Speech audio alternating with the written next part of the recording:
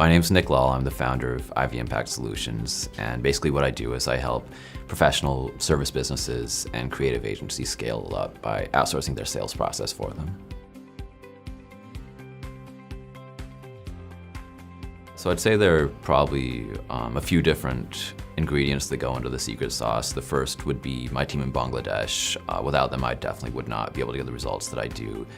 A lot of people these days build lists using scrapers from LinkedIn or just buy lists from databases, but I found that having actual human beings is much better because they're much more flexible. They can actually, if let's say one of my clients is a travel company and they want to work with up-and-coming hotels, my team can actually read articles on hotels that are up and coming and then find the decision makers at those hotels and then find their contact information, which is something that a tool can't do at this point.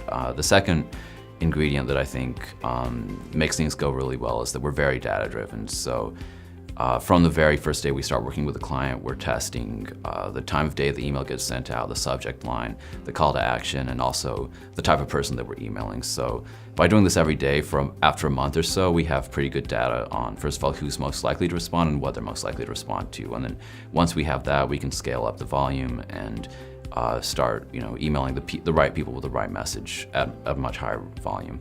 We always use psychology in our emails, and so there's a psychology professor, his name was Robert Cialdini. He wrote a book called Psychological Principles of Influence, and so there were 6 principles that pretty much every human being responds to, and we always try to use at least 2 of them in our emails. One of those principles is social proof. People tend to respond more to a person or an offer that has been validated by someone else they respect. And so each email we try to have some element of social proof. So whether that's saying that one of their competitors or someone they know has worked with us, or a big name company that they've heard of works with us, that has to be included in the email. That's one of the most important elements. Another principle which he refers to as liking is just sort of building familiarity with people or having something in common with someone. So the way we do that is we try to find businesses that have something in common with our clients and reference that as soon as possible. So an example could be one of my clients, he went to Northwestern and he studied film there, and he wanted to find other film businesses he could partner with. So what we did is the first list we built, we searched for other people who also graduated from Northwestern's film program and fit the ideal client that he was looking for. And then in the subject line, we would write something about how this is coming from a fellow Northwestern alum. A lot of people, when they're starting out with email outreaches, they Google this and they find all these articles on email marketing and how you should do email marketing. And what they don't realize is that email marketing is not the same as email sales. And so email marketing is what's used when you already have a list, usually more for like e-commerce or something like that, and someone's given you their email address, and then you want to keep them engaged by having catchy emails, emails with questions in them, like have a moment or something, very clever. And that actually doesn't really work for cold outreach, especially when you're doing business-to-business cold outreach. And so what we find that works best is it should look very professional, very boring, actually something that you would get from a colleague or client, and you want to open it just in case you don't miss something important. And so it should be very simple. It should be something like invitation for first name, last name at company name, or partnership inquiry, or something that is pretty vague, pretty simple, not catchy at all, and just something you want to open just to make sure it's not something important. My very first client, I actually got him off of Upwork. He found me.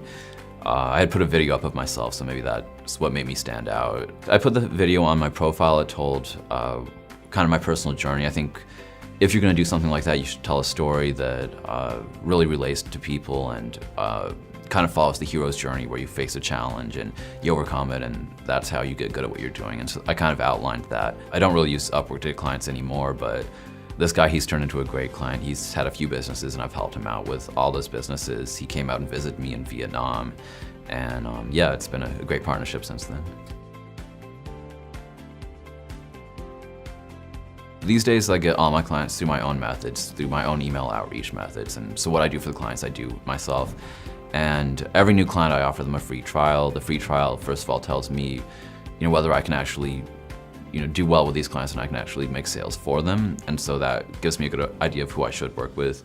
And it also shows them that I can actually generate results for them. So it gives them confidence that I'm the right person to work with. Whether it's Facebook ads or Google ads or email, people are just getting bombarded with offers online, and it's harder and harder to capture people's interest online. I think people have limited attention and they're just used to getting so much spam now that they don't really pay attention to things. So where we're moving is we're actually moving offline. I mean, we're still doing the email lead gen, and that's part of our sequence, but we're moving to do offline work as well. And so an example of that is we could, one of our top targets, we could look at their Instagram or their Twitter and see that they're always drinking Chardonnay, and they really like Chardonnay. So what we would do is we would send them a bottle of Chardonnay with a note that says something like, have a glass and check your email and relax. And then in the email we would send them a subject line that said, hope you enjoyed the wine, and then maybe like a 1-minute video that one of our clients' company's founders has recorded introducing himself and giving a pitch.